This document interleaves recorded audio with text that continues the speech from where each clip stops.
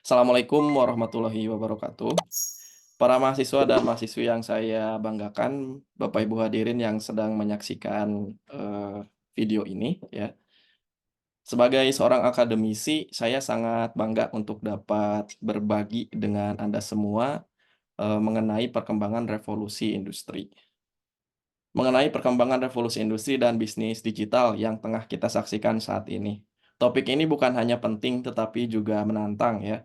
Dan saya yakin bahwa pemahaman yang mendalam akan membawa kita menuju keberhasilan di era ini. Pertama-tama mari kita telaah tentang perkembangan revolusi industri. Seiring dengan kemajuan teknologi, kita telah menyaksikan perubahan yang sangat signifikan. Perubahan dalam cara kita memproduksi dan mendistribusikan dan mengkonsumsi barang dan jasa dalam kehidupan sehari-hari.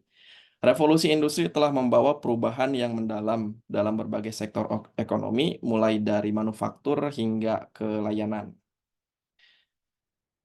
Mahasiswi dan mahasiswa yang saya banggakan, dampak dari revolusi industri terhadap perkembangan bisnis juga tidak dapat diabaikan. Menurut data dari McKinsey Global Institute, sekitar 80% dari pertumbuhan produktivitas di ekonomi maju dapat diatribusikan langsung kepada teknologi informasi dan komunikasi atau TIK.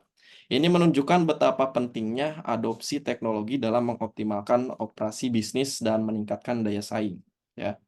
Dalam konteks ini, ada beberapa pandangan dari para ahli dan filsuf yang layaknya untuk dipertimbangkan, seperti Adam Smith, seorang ekonom klasik, telah mengemukakan konsep divisi kerja dan spesialisasi sebagai pendorong utama dari pertumbuhan ekonomi. Smith percaya bahwa pasar yang bebas dan kompetitif akan mendorong inovasi dan efisiensi dalam produksi. Di sisi lain, tokoh ekonom modern Karl Marx ya, sekaligus filsuf dan ekonom asal Jerman, mengajukan kritik terhadap kapitalisme dan eksploitasi tenaga kerja dalam sistem produksi. Meskipun demikian, kontribusi Karl Marx dalam memahami dinamika ekonomi dan struktur kelas tetap menjadi relevan hingga saat ini. Jadi kita akan mengambil acuan kepada Adam Smith dan Karl Marx dalam dunia digital ini ya, di dalam konteksnya ekonomi dan bisnis. Kemudian dalam menghadapi revolusi industri dan bisnis digital, kita perlu menyadari bahwa perubahan adalah suatu keniscayaan atau kepastian ya. Namun kita juga memiliki kesempatan untuk mengubah perubahan tersebut menjadi peluang. Sudah hukum alam, setiap ada tantangan pasti ada peluang. Teknologi yang semakin canggih memberikan kita alat yang lebih kuat untuk menciptakan nilai dan memperbaiki kehidupan manusia. Ya, kita sebagai seorang akademisi memiliki tanggung jawab untuk tidak hanya memahami perkembangan ini, tetapi juga memandu dan membimbing generasi mendatang dalam menghadapinya. Ya, kita perlu terus berinovasi dalam metode pengajaran dan penelitian, serta berkolaborasi dengan industri dan pemerintah untuk menciptakan ekosistem yang mendukung keberlanjutan inovasi dan pengembangan teknologi.